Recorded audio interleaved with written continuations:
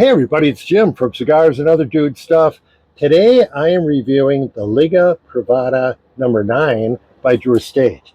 Probably more than any other cigar. If you can think of one that has more lore and mythology behind it, put it in the comments. But I don't think there's any I can think of that have a more mythology behind it than the Liga Privada.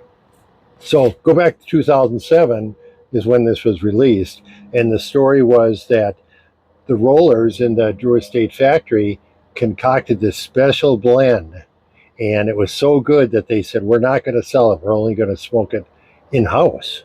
Private blend, Liga Privada, that's what that means. Of course they ended up selling it, and it became a very, very popular cigar. Going back, by the way, Drew Estate back in 2007, man, they were one of the very hot cigar companies, and they're still a very good company. Steve Saka was their master blender, and of course Jonathan Drew was running the ship at that time. This cigar, for all the hype and story behind it, doesn't get really consistently good reviews. I've smoked a few of them, and I got to tell you, they were non-memorable in my opinion, and it's been a while. It's probably been 2 or 3 years since I've smoked one, so I'm excited to light this one up. Specs on this cigar: this is a Corona Extra, and it is about 46 gauge by 6 inches. So kind of an interesting size. They have 6 or 7 different vitolas of the Liga Privada number 9. The wrapper on this is a Connecticut broadleaf Oscuro wrapper, so you can see how dark it is. It is very, very dark. Inside is a binder that's Brazilian Matafina, so that's also very dark. And then a mix of Nicaraguan and Honduran tobacco. So I'm going to get this cut and lit up and smoked down and get back to you in a few minutes with whether the cigar meets the mythology and hype. I'm back smoking the Liga Privada number 9, and as far as those reviews that kind of said, oh, the taste is sour and metallic and so forth, I didn't find that at all.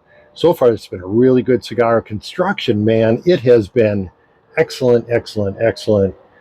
Not a relight, burned like a champ all the way down. Draws perfect on it. Flavor profile, it definitely is an earthy cigar, and it is a strong cigar. It has strength and body, both of those. So it is definitely a full body cigar. Besides the earthiness, there's some coffee flavor, espresso flavor that's really, really pleasant. All in all, a really good cigar. I did a review last week of the Sin Compromiso, which is a Dunbarton cigar. Steve Saka, who also blended this cigar. And people say there are similarities, and I definitely see the similarities to it, but this is definitely stronger. But the flavor profile is similar, and they're both really, really good cigars. I should have mentioned earlier, but this Oscuro wrapper is fermented for 18 months, and then after the cigar is made, it's aged for a year. A little bit more of the mythology: there's supposedly only 4 rollers in the Drew Estate factory that are qualified to roll the Liga Privada, and they can only roll 250 a day. That's 1,000 cigars a day. That's a couple 100,000 a year, so it's still a lot of cigars. But man, I tell you, this is a good cigar. Little on the pricey side.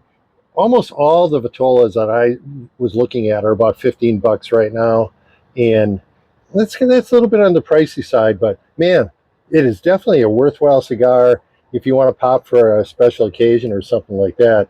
I think you would enjoy it, and the consistency of this has been just outstanding. I'm going to give this a 9.5 out of 10, and I think I gave the Sin Compromiso that as well. 2 good cigars. So give this one a try if you get a chance. Jim from Cigars and Other Dude Stuff. I will see you next time.